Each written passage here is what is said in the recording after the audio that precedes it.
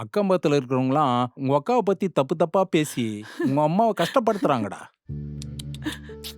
கஷ்டம் மட்டுமாடா, என் மனசே வேதனைப்படுதுடா.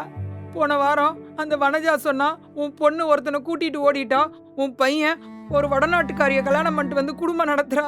இதே மாதிரியே போச்சுன்னா நீங்க 2 பேரும் அனாதையா கடந்து சாவீங்கன்னு சொல்லி கஷ்டப்படுத்திட்டாடா. இப்படிதான்டா தேவா வீட்டுல உட்காந்து ஓ ஓன்னு அழுவுறாடா. அங்கிருந்தா சரிப்பட்டு வரன்னா இங்கே பர்மனண்டா செட்டில் ஆயிடன்னு கூட்டிட்டு வந்துட்டேன். என்ன டாடி சொல்றீங்க? அரிஜி வடக்கி நம்மளுக்கே புரிஞ்சிச்சு, தமிழ் பேச நிம்மளுக்கு புரியலையா? ஏய் நீ வேற குறுக்க வந்து குழப்பிட்டு இருக்காதடி.